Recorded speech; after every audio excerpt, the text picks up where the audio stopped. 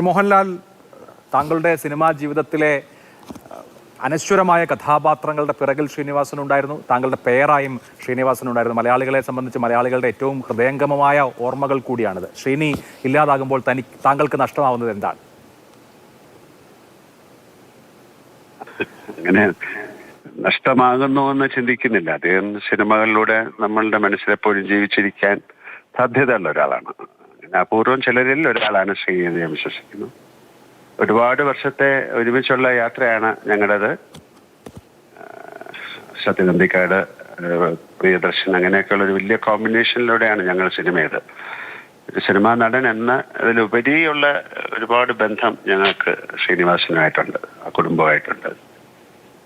അദ്ദേഹത്തിന്റെ സിനിമകളിലൂടെ മലയാളിക്ക് ഒരുപാട് കാര്യങ്ങൾ മനസ്സിലാക്കാനുള്ള ഒരു സർക്കാസ്റ്റിക് സിനിമകളായിരുന്നല്ലോ. അതായത് ഹ്യൂമറിന്റെ പശ്ചാത്തലത്തിൽ അദ്ദേഹം അവതരിപ്പിക്കാൻ വളരെ കഴിവുള്ള ഒരാളായിരുന്നു. എപ്പോഴും നല്ല സിനിമകൾക്ക് വേണ്ടി ചിന്തിക്കുന്ന ആളായിരുന്നു.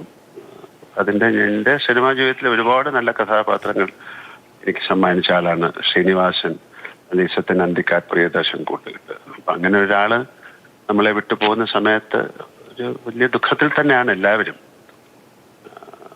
സുഖമില്ലാതിരിക്കുകയായിരുന്നു. പെട്ടെന്ന് രാവിലെ അമൃതയിലോട്ട് പോകുന്ന വഴിക്കാണ് കുറച്ച് പെട്ടെന്നൊരു അസ്വാസ്ഥ്യം ഉണ്ടായത്.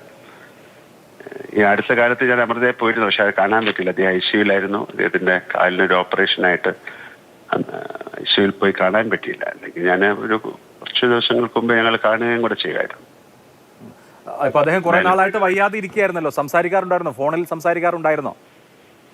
കുറച്ചു കാലമായിട്ട് ഉണ്ടായിരുന്നില്ല. കാര്യം അദ്ദേഹത്തിന്റെ സർജറിയായിട്ട് ബേസ് ചെയ്ത് പുള്ളി ഹോസ്പിറ്റലായിരുന്നു. പക്ഷെ അദ്ദേഹത്തിന്റെ കാര്യങ്ങളൊക്കെ അറിയും. ഞാനിപ്പോ നേരിട്ട് വിളിച്ചാൽ ചിലപ്പോൾ കിട്ടി അദ്ദേഹത്തിന്റെ ഫാമിലി ആയിട്ടുണ്ട്, അല്ലെങ്കിൽ സത്യേട്ടനോ ശ്രീകാന്ത് കോട്ടയ്ക്കലോ പ്രിയനായിട്ടൊക്കെ എല്ലാ കാര്യങ്ങളും നമ്മൾ അറിയാമായിരുന്നു.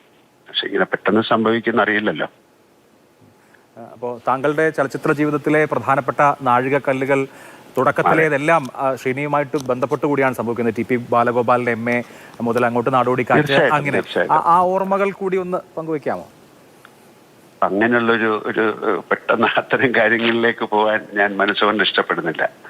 കാര്യം അതെല്ലാവർക്കും അറിയാവുന്ന കാര്യമാണ്. നമുക്ക് വളരെയധികം ഒരു പ്രത്യേക ഒരു മാനസികാവസ്ഥയിലായിരിക്കുമല്ലോ. തീർച്ചയായും. അപ്പൊ ആ സിനിമകളെ കുറിച്ച് കൂടുതൽ പറയാനില്ല. അതിന്റെ വലിയ സങ്കടത്തിൽ തന്നെയാണ് എല്ലാവരും. അതിലേറെ സങ്കടപ്പെടുന്നു ഞാൻ. ഇങ്ങനെ എനിക്ക് പറയാൻ പറ്റും. തീർച്ചയായും. വളരെ നന്ദി ശ്രീ മോഹൻലാൽ.